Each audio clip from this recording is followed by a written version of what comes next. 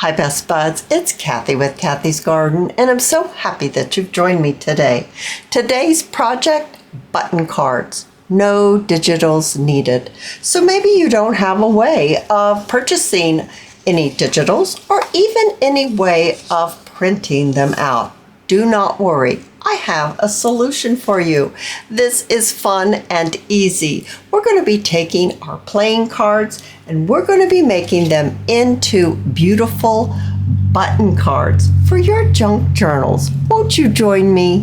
What we're going to need for this project are a few of your playing cards, a few or some pages out of your book, and some coffee dyed paper or whatever you would like to use to back your button cards with.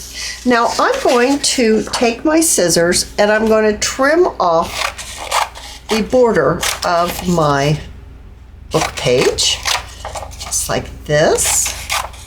Alrighty, I've got that all trimmed off. Next, what I want to do is I'm going to look at my cards, and some of my cards, like this one here, I had the numbers or the face cards on both sides. So I was able to do a left or a right or all the way across as I did with this card here. So it kind of is going to depend on the kind of playing cards that you have. There are so many different styles out there. The ones that I've chosen right here for the video only have the numbers on the left-hand side. So taking my book page here, I'm going to tear the corner off of my page like this, and then I'm able to lay it onto my playing card like this. Now maybe you want to take it a shorter angle, and you could bring it up like this. Because it's a number 5, I will be placing 5 buttons on this card. I just think that's kind of cute to do it that way. This one's a 3, so I think I could actually pull this down further if I wanted to show some more of the card, because I don't need as much space to put 3 buttons. Here, I'd need a little bit more space to put 5, so I think I might bring my corner up just a bit. I have my sponge and I have my vintage photo. I'm going to ink up my torn spot right here, my angle. And now you can sand down your playing card if you wish. I did not sand this card and it has stuck perfectly fine. I also sewed around the edge of this one before I placed my buttons on. So you can get all kinds of looks out of this process. So I'm not going to sand my card. If you want to sand your card, you could use just a little emery board. If you don't have any sandpaper, that will be perfect. But as I said before, I had no problem with gluing this down. I am going to ink up right here where my number 5 is going to be showing. So it's going to look like this. I have my art glitter glue, and this is the glue that I used to glue down my book pages. So adding my glue on here, and then I'm going to lay my book page right like this. I'm going to put it straight. There we go. Just like that. I think that will be absolutely perfect. And then of course what you'll want to do is you'll want to trim out your cards.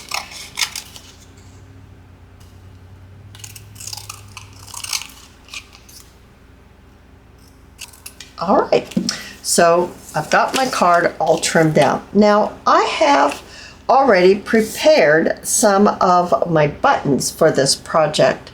You can have colored buttons, you could have white, cream, you could have different size buttons.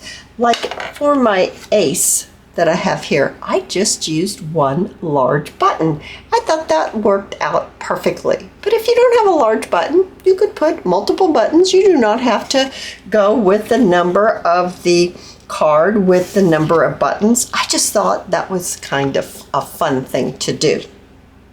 I'm going to go ahead and I am going to prepare all 3 of my cards.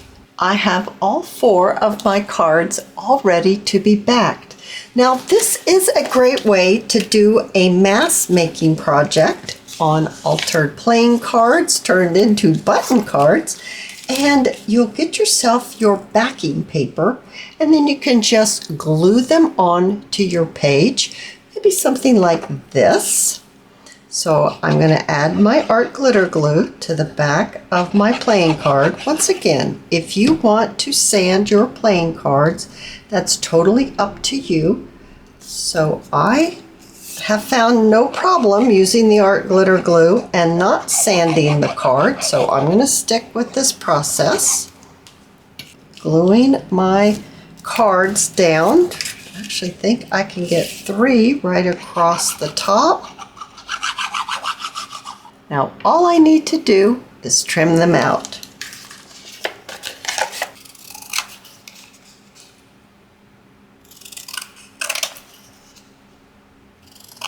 I've got them all trimmed out, and now it's time to ink up the edges if that is the look that you like.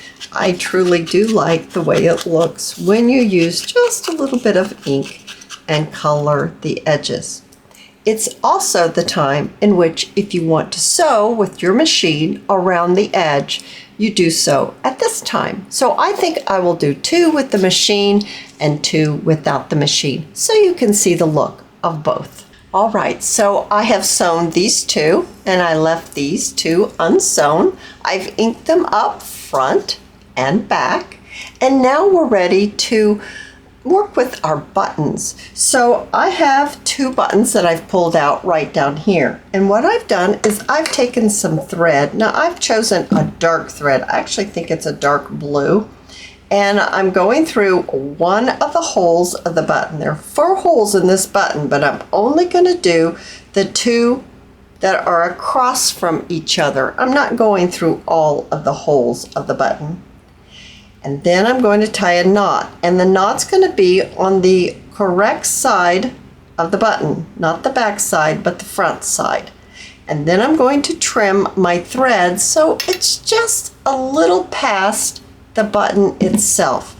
So when I'm finished, it looks just like that.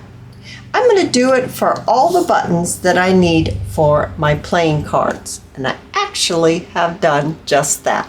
These are all ready to be placed on our playing cards to make the most adorable button cards. So let me put my thread through this button, and then we'll begin placing them on our altered playing card.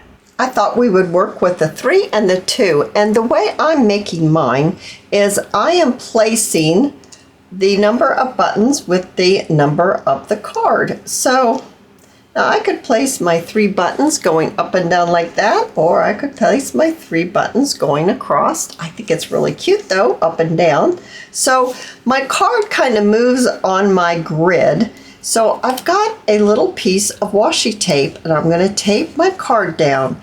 And the reason why I'm doing that is I'm taping it on the grid line so that I can use the grid to place my buttons so they're not too cattywampus. They're fairly straight. And so there goes the first one, and then here goes the second, and then here is the third. I think these button cards are absolutely adorable. And then just remove the little washi tape, and there you go. I was in luck, and I was able to catch my internet connection well enough that I could do a little bit of editing. It comes and goes, you guys, it's so crazy. But I thought I would fast forward this just to show you the process of placing the buttons down, seeing if you like it, changing it, kind of showing you what I went through getting the buttons on. And I just think these button cards are super cute, and what a great way to make a button card without using any digitals. I love the way the button cards turned out using playing cards, altered playing cards, button style. I hope you've enjoyed the video, and if you have, please give me a thumbs up. I invite you to subscribe to my channel, and I'll see you in my next video. I'll see you there, guys. Bye now.